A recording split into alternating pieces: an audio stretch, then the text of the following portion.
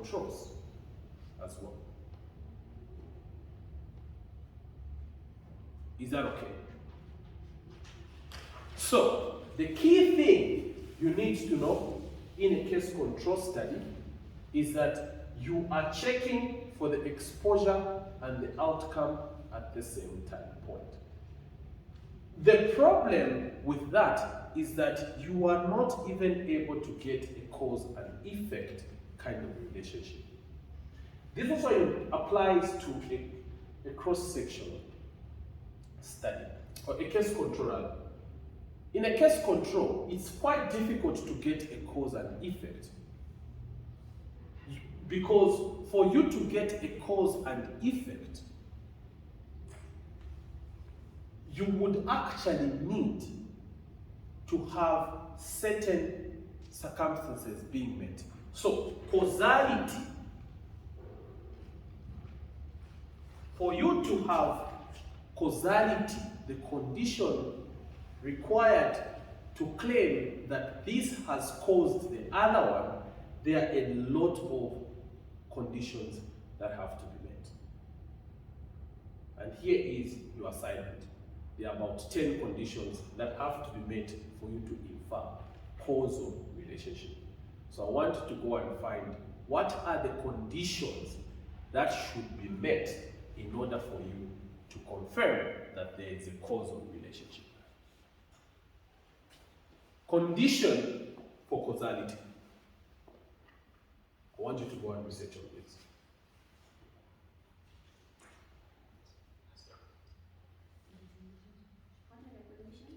For causality, for you to claim that there is a causal relationship here, what are the conditions that have to be met? There are about 10 conditions that need to be met for you to claim that yes, there is a causal relationship here. Once you get those, you will be able to understand why we are saying from a cross-sectional study, you can't infer causal relationship, as well as from your case control. It becomes difficult to infer causal relationship. Well, from a cohort study and in randomized controlled trials, this becomes possible. In controlled trials, in clinical trials, interventional studies, you would be able to actually infer a causal relationship. So that is your assignment. This one, I give you 2 weeks with it, because you're preparing for the test next week, right? Yes, you are, unless you're not. Next week, Friday, you guys have a test that you're preparing, part 2. Which other week are you talking about? You even have your holiday now, guys. That one was already discussed. I don't want to disturb you with this long discussion. Friday, we all know, like you are dying. Okay, so guys, we are done with these things on this part. Now, let us come, after discussing the cross-sectional study, is it clear what we said? You're checking for the exposure and the outcome simultaneously. At the same time when you're checking for the exposure, you're also checking for the outcome. If you wanted to relate, for example, coffee drinking and hypertension, for instance, right? Or let's say smoking and hypertension, what you will actually be doing in a cross-sectional study is that you actually look for people and then you say, do you smoke? Do you have hypertension? Or do you smoke? Let's check your blood pressure. Do you also smoke? See what I mean? So that you're checking for both of them at once. Is that clear? Smoking and hypertension, are they both there? And then you say, oh, this person is actually hypertensive. There is a relationship between the smoking and the hypertension. Is that clear? Yes. Well, in a case control, you're actually looking for people that are hypertensive. And then, have you been smoking? Backwards. I've been smoking for the last whatever. You know what I mean? You're going back in time. Well, a cohort study, you're looking for people that are smoking now and people that are not smoking, who are similar in characteristics with those that are smoking. And then you say, okay, so this one smokes, this one does not smoke. Fine, let's follow them for a period of 5 years to see who ends up with hypertension. Okay? In a retrospective cohort, you go back in time, a group of people that were enrolled, those that were smoking and those that were not smoking, at time 0, then you follow up for a period of 5 years to see who ended up with hypertension. You see what I mean? An ecological study, this may not give you so much evidence because of the fact that this does not link to an individual per se. It links to a geographical location more. So it could be that in a certain geographical location, there are certain features that are there which you think could explain a certain outcome. Let's say you want to study the problem of maybe blindness, right? And then you want to link blindness to a certain region in the country. You want to say, we want to compare whether there is an association between being blind and coming from the north. And your thinking is that in the north, these people are mainly fishermen and they are likely to be exposed to onchocerciasis, for example, and which might lead to blindness in there. You see what I mean? There is that likelihood of them being exposed to onchocerciasis because they are from the north and they are fishermen, or from Luapula and they are fishermen, and then compared to the guys in the south who are probably going to be your farmers and doing the dairy things. You see what I mean? Then you link that there was an association between smoking and coming from the north. So it's more linked to the region coming from Luapula compared to coming from the southern province. So the evidence you get there is not going to conclude at an individual level per se, but at a regional level. So that's the ecological study design. You most likely not to do this one. So guys, do we get the flavor of what these study designs you're likely to encounter are going to be about? Therefore, when you go to carry out a study, think about your study design. Which study design will I use? If you have a lot of money to spend on your study design, you want to generate more evidence, a prospective cohort will be desirable. But you should also know that while you're carrying out a prospective study, there are a lot of things that could come into play. For example, participants may actually be lost to follow-up. Those are some of the issues. You're following up a person today, and then the next time you try to call them, they're like, I'm not around. You know, I went to Southern, I went to Mukushi. I'm not around. At the time when you're supposed to assess them for the outcome. Or maybe you try to call them and you just can't find them. You call their relative, you call them, you just can't trace these people. So you will end up with missing data. Lost to follow up. In as much as lost to follow up and missing data can be problematic, in statistics we are able to handle missing data through a process called multiple imputations. You're able to impute what outcome this person was supposed to have, and it has been shown that imputing the outcome is far much better than dropping that person. You will get better evidence than by dropping that person out of the study. Rather than saying, okay, this person, we didn't manage to find them, therefore they're out of the study. You're better off imputing their outcome. Is that okay? So those are some of the consequences of doing prospective cohorts. The cost implication, the time-consuming aspect. For example, you want to follow up a study of, you want to follow up 400 participants. And then you're following them up for a period of, say, 3 months. You discover that if you're following them up for a period of 3 months, these 400 are not coming in the same day. So for you to meet your study population of 400, you need to take about 1 year enrolling, and after enrolling in that period, you still follow them up for 3 months each. You see what I mean?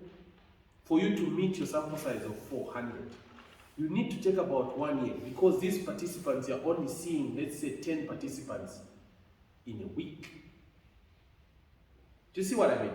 There are only 10 participants coming in a week, so you can only enroll 10, and you start following them up from the dates that you enroll them till 3 months.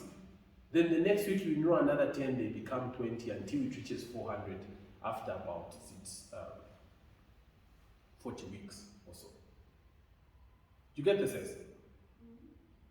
Those are some of the issues you will meet with a prospective cohort study. Cost implication is also high. You might need to be refunding them their transport refunds for them to come for their follow-up visits, and so on and so forth. Yes, sir. For prospective, is it possible to do baseline and can you use it as a control? Sorry? For prospective, is it possible to do a baseline and can you use the baseline for control? No, you can't. And this is what I was actually alluding to earlier. That the baseline does not hold as being your control, because there are so many factors that can result in the outcome, that can lead to your outcome. So if you just use the baseline to say, after all, this person started like this, compare it to the end, it's not desirable. Okay? And at the baseline, probably they are just getting exposed, for example. There are many other factors that would actually account for the outcome in the process. So you need a counterfactual, because you see, what you are doing when you're using the baseline, you're saying that this person at the baseline who is not, for example, dead, right? If your outcome is death, at the baseline there is no death there. You know what I mean? So you can't know what would have been the result if this person was not exposed. Do you see what I mean? If the outcome is death, at baseline there will be no death there. So it becomes tricky. And then if it's related to a clinical trial, it will be also the aspects of placebo effect. At baseline, there will be no kidney disease, and you're following these patients for kidney disease. Then you're assuming that these patients were supposed to end up with no kidney disease anyway. Do you see what I mean? So you can't compare to the baseline. And it has also been shown that a change from baseline is also not desirable in research, because there are also circumstances and conditions that should be met for you to compare to the baseline. The baseline is not something you want to compare to most of the time. Is that okay? So, just to give you a brief overview of the clinical trials, I think I want to allude to the fact that in a clinical trial, you have different kinds of clinical trials. Some of them, you would actually be doing a study where you are comparing a whole new drug to a placebo. That is going to be considered a superiority study. You want to show that this drug that is new is more superior to no treatment. Okay? And what you're doing is to demonstrate that this drug that you have introduced actually works for what you claim it does work. Then there are those that are referred to as non-inferiority study designs. This is where you're trying to compare one drug that is the standard to a whole new drug. For example, tenofovir fumarate has been used as treatment in HIV patients, and then you introduce a drug such as tenofovir alafenamide, and you want to demonstrate that tenofovir alafenamide is not inferior to TDF when it comes to clearing the virus, but it probably even has better kidney function, kidney profile than TDF. It's a non-inferiority study design. And what you're trying to demonstrate there is that the outcomes in this treatment is not far much worse than in the other treatment. Is that okay? And then there would be an aspect of blinding. What blinding does is that it makes sure that maybe the participants, it could be a double-blinded study where the participant, including the clinician that is administering the treatment, they don't know what the participant is getting. This data is only availed maybe to the statistician or the ethical review board. Everyone is blinded. And then you're able to determine, in that case, there will be no issues of manipulation or even somebody knowing to say, oh, this outcome you're seeing is because of the treatment. And then if you start seeing a certain outcome while you're blinded, then this information can be sent to the ethical review board, or it can actually be sent also to maybe the statistician to say, oh, there is this outcome that is being seen consistently, and then they can actually decode and say, okay, this drug that we are using is the one that is causing this outcome, especially if it's an adverse outcome. Also, especially if the treatment outcome that you're looking for is actually being met. You can actually even show that you can need to discontinue the study because it has been demonstrated beyond reasonable doubt that this drug actually works.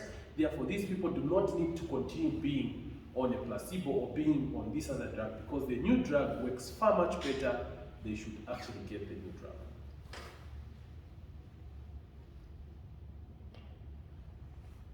That's the issue of blinding. It's just making sure that one does not know. In fact, you are able to test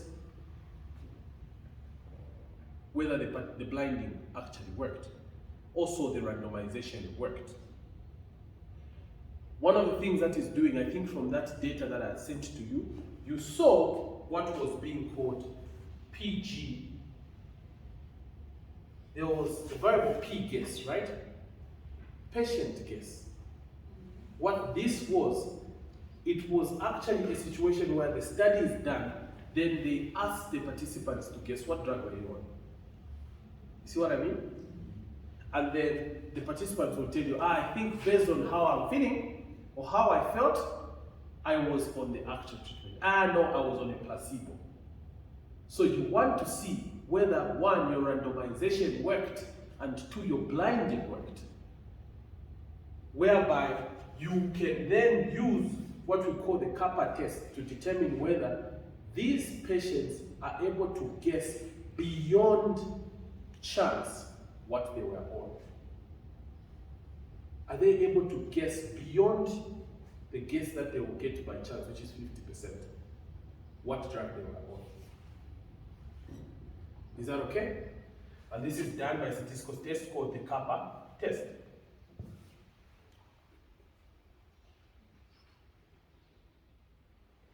So that is the thing about blinding. Then here, there are situations where you may not effectively randomize. You are not able to effectively randomize the treatment. You probably just need to make a decision to say, this group here, these hospitals, for example, in cluster randomized controlled trial, these hospitals here are going to get the intervention, while these other hospitals will not get the intervention, and then we want to check the implementation aspect to this. You can't randomize. Then these other hospital becomes your comparison, while these other ones become your cases. Is that okay? But you are actually doing your intervention. So there are situations where you might need to carry out quasi-experiments in order for you to bring out good evidence. Guys, I think I'll end here. Are there any questions or clarifications? Are we now able to answer the questions that we saw in that assessment? Yes? Is it possible the same It is possible. You can actually do that. Where I say some of this data will be collected prospectively, the other data was collected retrospectively. We'll put this data together and stuff like that. It's possible. Yeah. Okay.